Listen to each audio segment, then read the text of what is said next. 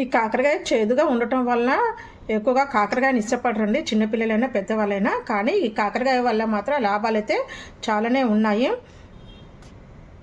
రక్తపోటు ఉన్న వాళ్ళకి రక్తపోటుని తగ్గిస్తుందంటే ఈ కాకరకాయ ఆకలిని రోగ నిరోధక శక్తిని చాలా పెంచుతుందన్నమాట. జీర్ణశక్తి కూడా పెరుగుతుంది. కడుపులోని నులి పురుగులు ఉంటాయి కదండి, అవి కూడా నాశనం చేస్తుందన్నమాట ఈ కాకరకాయ. చర్మ సంబంధిత వ్యాధులను కూడా ఇది నిర్మూలిస్తుందండి. షుగర్ వ్యాధి వాళ్ళకి ఈ కాకరకాయ మంచి ఉత్తమ ఔషధం అన్నమాట అండి. ఇది హై బీపీని కూడా తగ్గిస్తుంది. మరొక విషయం ఏంటంటే అండి, ఈ కాకరకాయ మనకి జాండీస్ వచ్చిన వాళ్ళకి కూడాను ఈ కాకరకాయ రసము పోసి నల్లగరంతో మనం పచ్చం పెట్టినట్టయితే మనం ఈ జాండీస్ కూడా చాలా త్వరగా తగ్గిపోతాయి అన్నమాట. ఓకేనా? సరేనండి, ఇప్పుడు మనం వీడియోలోకి వెళ్ళిపోదాము. నమస్తే. ఈరోజు మీకు సూపర్ టేస్ట్తో ఉండే కాకరకాయ మసాలా పులుసు చూపించబోతున్నానండి నేను. వాటికి కావాల్సినవి అంటే ముందుగా కాకరకాయలు శుభ్రంగా కడుక్కొని ఇలా చక్రాలాగా కోసుకొని పక్కన పెట్టుకోవాలండి. మీకు గింజలు తినగలిగితే గింజలు ఇలాగే ఉంచేసుకోండి, లేదంటే ఈ గింజలు తీసేసుకోవచ్చు. కూరలో వేసుకుంటే గింజలు చాలా టేస్టీగా ఉంటాయి. నేను మాత్రం కాకరకాయకున్న పులుసును మాత్రం తీయట్లేదు, ఎందుకంటే ఇవి తీయటం వల్ల మనకి చేదు అనేది పోతుంది, కానీ అంతగా పోదండి. ఆ చిరు చేదు ఉంటేనే కొంచెం మనకి బాగుంటుంది. మొత్తానికి తీసేస్తే ఇంకా నా దృష్టిలో ఇంకా కొంచెం చేదు ఎక్కువైనట్టుగా అనిపిస్తుంది. కాబట్టి నేను తీయటం లేదు, ఇలాగే నేను చేసుకుంటాను. మా ఇంట్లో అందరూ ఇలాగే చేసుకుంటారు. ఎప్పుడు కూడాను ఆ పైన పులుసులు గీరేసి చేసేది ఉండదన్నమాట. ఇవి కట్ చేసుకున్నాం కదా, ఇవి పక్కన పెట్టేసుకుందాము. మనం మసాలా పులుసు అనుకున్నాం కదా, దానికి కావాల్సినవి ఏంటంటే పల్లీలు, ఉల్లిపాయలు, జీలకర్ర, పచ్చిమిర్చి, కొంచెం లైట్గా బెల్లం అండి, ధనియాలు, నువ్వులు, చెక్క, లవంగ, యాలకులు ఇవ్వండి. మనకి కావలిస్తే మీరు కొబ్బరి కూడా వేసుకోవచ్చు, లేదంటే ఇంతటితోటి మనం పట్టేసుకోవచ్చు. ఇంకా మాకు బాగుండాలి అనుకుంటే కొంచెం జీడిపప్పులు కూడా 4 వేసుకొని పేస్ట్ చేసుకోవచ్చు ఇందులోనే. ఓకేనా? ఇప్పుడు ఎలాగో చూద్దామండి. ముందుగా పల్లీలు వేయించుకుందామండి. పల్లీలు ఒక 2 స్పూన్లు మాత్రం తీసుకున్నాను. పల్లీలు వేగిపోయాయి కదండి, ఇప్పుడు మనము 2 స్పూన్లు ధనియాలు వేసుకుందాము. ఇది కూడా చక్కగా వేగనివ్వాలండి.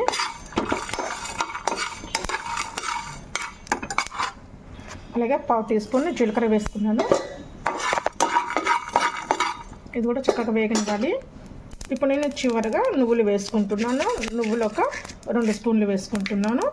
కొంచెం ఈ గ్రేవీ ఎక్కువ కావాలనుకుంటే నువ్వులు పల్లీలు కొంచెం ఎక్కువగా వేసుకోవచ్చండి. ఇవి లాస్ట్లో వేస్తున్నాను నువ్వులు. ఇప్పుడు నేను చెక్క, లవంగాలు ఒక 6 వేసుకున్నాను. చెక్క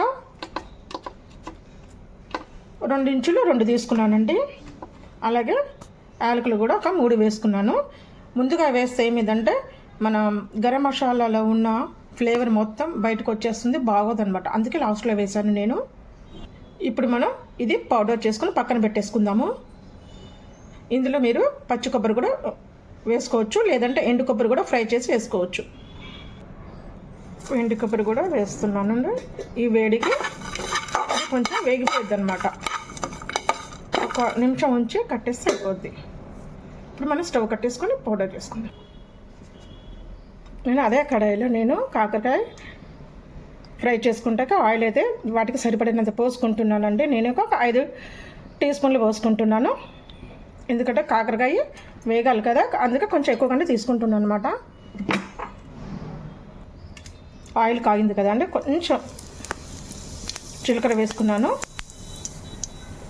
ఇప్పుడు మనం కట్ చేసిన ఉల్లిపాయ ముక్కలు కూడా వేసుకున్నాను. నేను మీడియం సైజు ఒకటి తీసుకున్నాను ఉల్లిపాయ.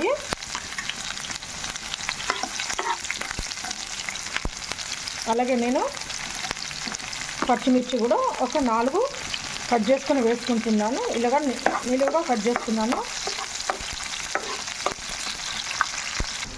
మనము చిన్న నిమ్మకాయ అంత సైజు చింతపండు తీసుకొని వాటర్లో నానబెట్టుకొని ఉందామండి. ఎందుకంటే మన పులుసు అనుకున్నాం కదా, పులుసు తీయటానికి చాలా తేలిగ్గా ఉంటుంది నానబెట్టుకుంటేను, అందుకు నానబెట్టుకున్నానండి. దీన్ని కూడా మనం కొంచెం పక్కన పెట్టేసుకుందాము.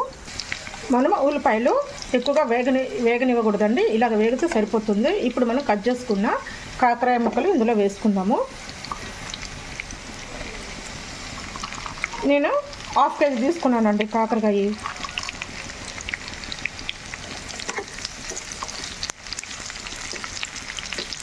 ఇదంతా కలిసేలాగా కలుపుకొని మూత పెట్టేసుకుందాము.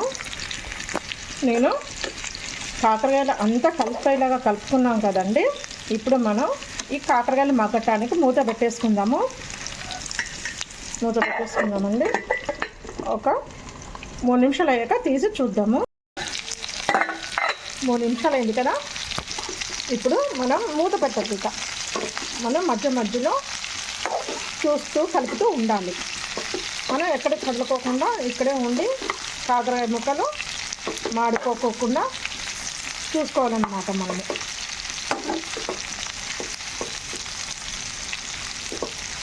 కొంచెం కష్టమైన ఓపిక చేసి చేసుకుంటానండి. కాకరకాయ పులుసు మాత్రం సూపర్ ఉంటుంది, సూపర్ టేస్ట్ ఉంటుందండి. కాకరకాయ ఒకే రకం 2 రకాలు కాదండి, మనం చేసుకుంటే చాలా రకాలు ఉన్నాయి. చాలా అద్భుతాలు సృష్టించవచ్చు మనం ఈ కాకరకాయ కూరలో.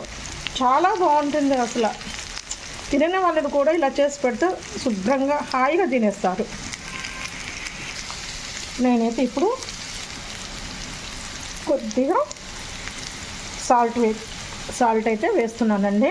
ఎందుకంటే కాకరకాయలో ఉన్న వాటర్ వచ్చేస్తుంది అనమాట. చాలా త్వరగా మెత్తబడిపోద్ది. ఉప్పు అనేది కాకరకాయ ముక్కలకి పట్టిద్ది.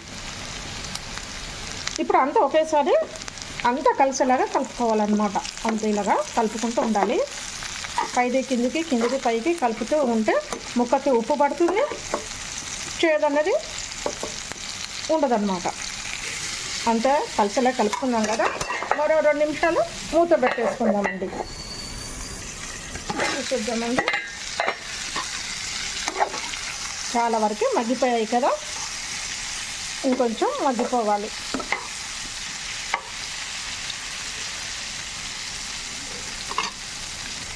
ఇప్పుడు నేను పచ్చా దంచుకున్న అల్లం వెల్లుల్లి పేస్ట్ వేసుకుంటున్నానండి.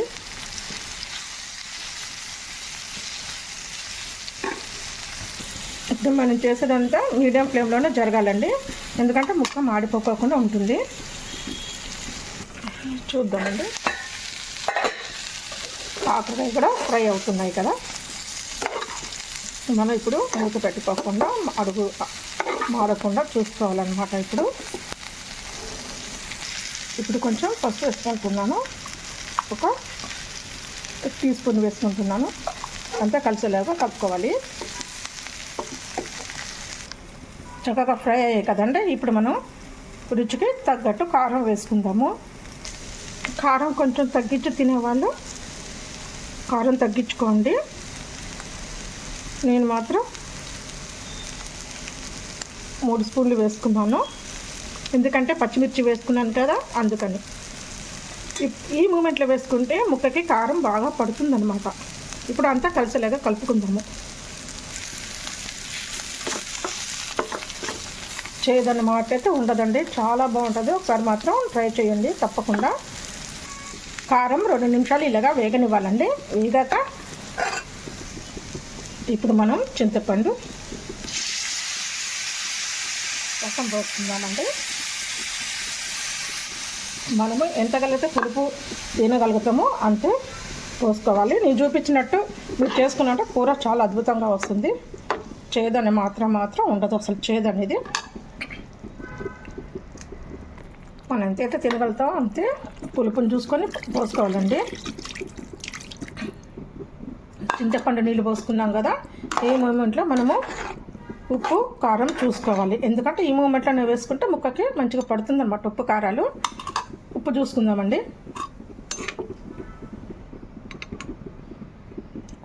కొంచెం అయితే ఉప్పు పడుతుంది, వేసుకుందామండి. ఇంకా 1 స్పూన్ వేసుకుంటున్నాను, తర్వాత చూసుకోవచ్చు మరిగేటప్పుడు.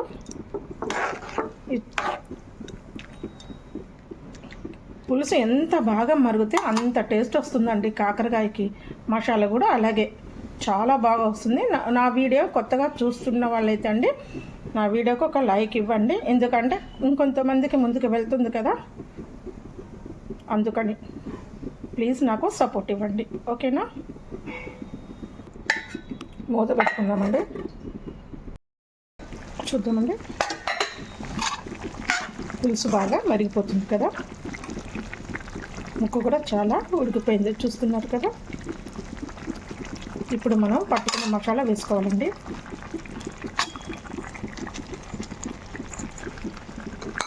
వేసుకొని ఒకసారి అంతా కలుపుకోవాలి.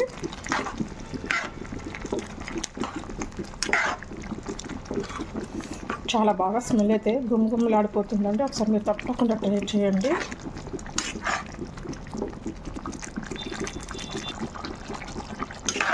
కొంచెం వాటర్ ఉంది కదా, వాటర్ కొంచెం ఎగిరిపోయేదాకా అలాగే ఉంచాలండి.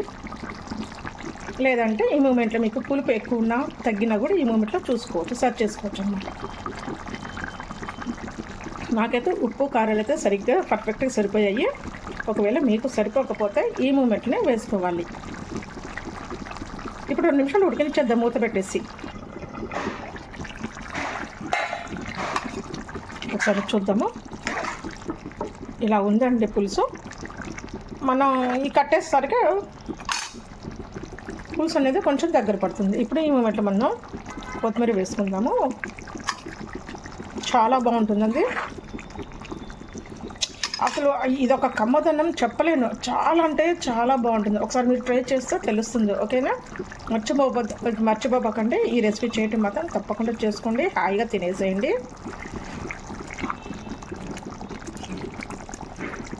చూస్తున్నారు కదా. ఇప్పుడు నేను మన స్టవ్ కట్టేసుకుంటే ఈ పులుసు అనేది ఇంకొంచెం చిక్కబడిపోతుంది. ఓకేనండి. ఈ వీడియో కనుక మీకు నచ్చితే లైక్ చేయండి, షేర్ చేయండి, సబ్స్క్రైబ్ చేసుకోనండి నా ఛానల్. మరొక మంచి వీడియోతో మేము ముందుకు వస్తాను. కాకరకాయలలో కూడా చాలా అంటే చాలా వెరైటీస్ ఉన్నాయి. అందులో మీకు ఏ వెరైటీస్ కావాలో మీరు కామెంట్ సెక్షన్లో కామెంట్ పెడితే నేను తప్పకుండా మీకు చేస్తాను.